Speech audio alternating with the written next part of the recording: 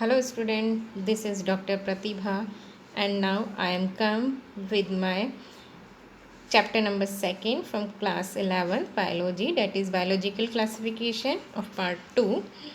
As earlier we have discussed about the five kingdom classification, and first we discussed about the kingdom first, that is Monera. Next, the second kingdom is the Protista. As we know that all single cell eukaryotes are placed under Protista, members of Protista are primarily aquatic. This kingdom forms a link with the other dealing with plants, animals and fungi. Being eukaryotes, the Protistian cell body contains a well-defined nucleus and other membrane-bound organelles. Protists reproduce asexually and sexually by a process involving cell fusion and zygote formation. There are some characteristics of the kingdom Protista. That first is it include all unicellular and colonial eukaryotes. Second, most of them are aquatic, forming planktons. Third, mode of the nutrition may be photosynthetic, saprobic, parasitic or holozoic. For flagellate present are 11th standard with 9+2 arrangement of microtubules composed of tubulin, and the last is genetic material consists of two or more genetic DNA molecules. There is the classification of Protista. It includes chrysophytes, dinoflagellates, protozoans, slime molds and euglenoids. So first is the chrysophytes. They include diatoms and golden algae, desmites found in fresh water as well as marine water.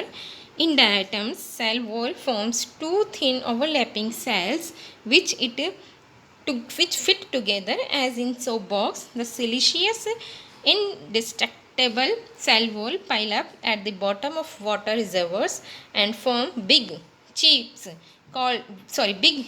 called diatomaceous earth. It may extend for 100 meter and used for polishing, filtration of oil and syrups. They are chief producers in oceans. Second is the dinoflagellates. They are basically unicellular motile, biflagellate and photosynthetic protist. Predominant color is golden brown, but they found in the form of yellow, green, red and even blue. The cell wall has stiff cellulose plates on the outer surface. Most of them have two flagella. One lies longitudinally and the other transversely in a furrow between the wall plates. Very often, red dinoflagellates, example Gonalex, undergo such rapid multiplication that they make the sea appear red, means red tides. Toxins released by such large numbers may even kill other marine animals such as fishes. Some dinoflagellates like Gymnodinium and Gonalex grow in large number in the sea and make the water look red and causes the so-called red tide. This is a Gonalex.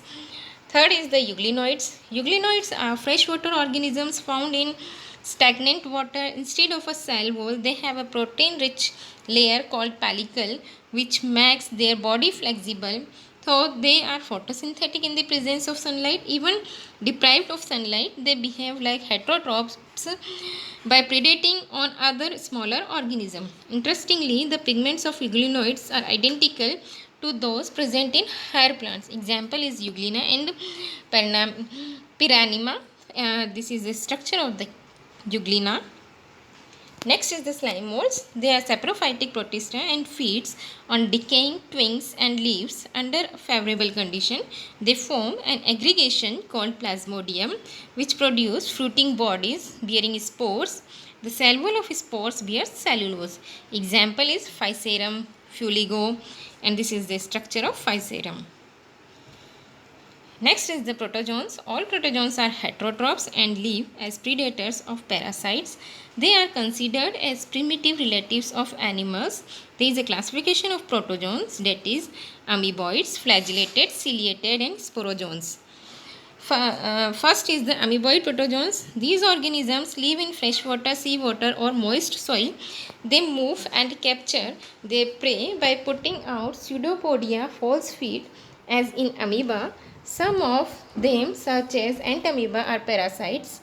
There is a structure of ant amoeba. Flagellated protozoans, the members of these groups are either flagella, the parasitic form, free living or parasitic. They have causes disease such as sleeping sickness. Example is trypanosoma. There is a structure of trypanosoma. Next is the ciliate protozoans. These are aquatic, actively moving organism.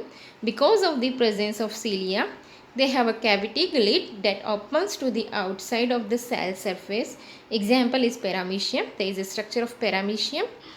And the last is the sporozoans. This includes diverse organisms that have an infectious spore-like stage in their life cycle. The most notorious is Plasmodium malarial parasite, which causes malaria, which has a staggering on human population. So now this is all about the second kingdom, that is the Protista. I hope you have enjoyed this topic, and thank you so much for a kind attention. If you have any query, you can comment in the comment box, or if you like this, please share, like and comment and subscribe if possible. Thank you so much for your kind attention.